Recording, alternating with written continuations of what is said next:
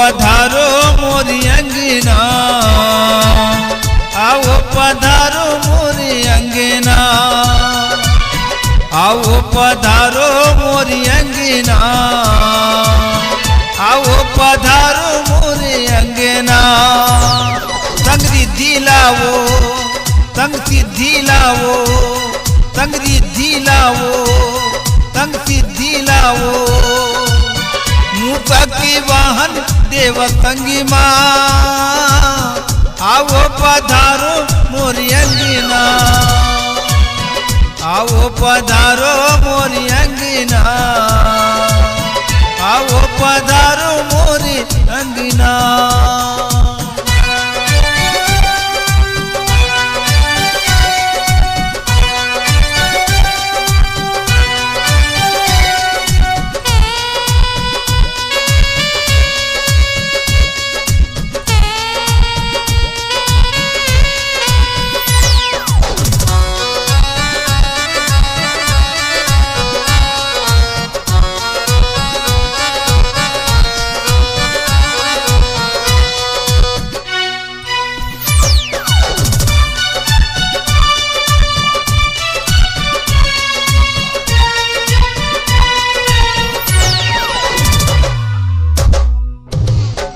ऊंचा सिंहासन गणेश जी पधारो, भगतन के काज प्रभु आप ही समारो। ऊंचा सिंहासन गणेश जी पधारो, भगतन के काज प्रभु आप ही समारो।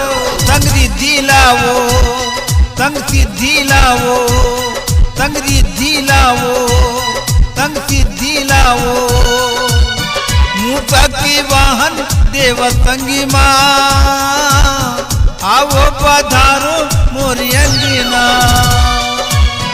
आओ पधारो मोरी अंगना, आओ पधारो मोरी अंगना।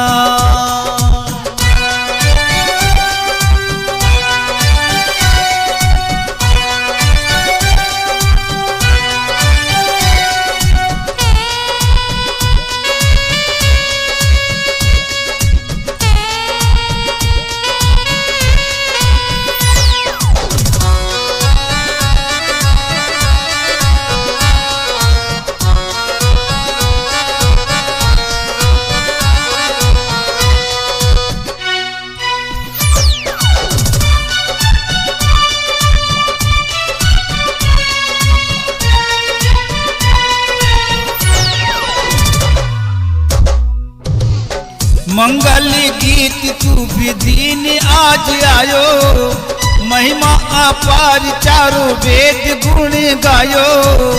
मंगल गीत तू विधीन आज आयो, महिमा अपार चारों वेद गुण गायो। संग रिद्धि लावो, संग सिद्धि लावो, संग रिद्धि लावो, संग सिद्धि लावो। मूसा के वाहन देव संगी माँ, आओ पधारो मोरी अंगना,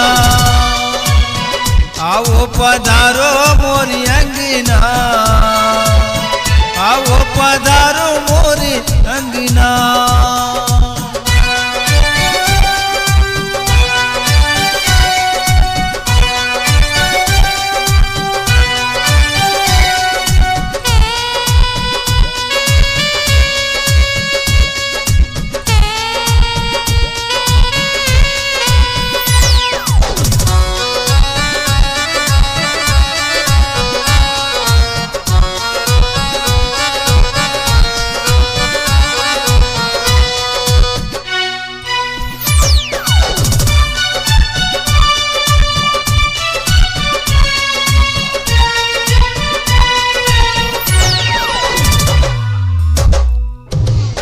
बुद्धि के दाता जय जय हो गणेशा, संग साथ मिले गजानन तोरी अब हमेशा।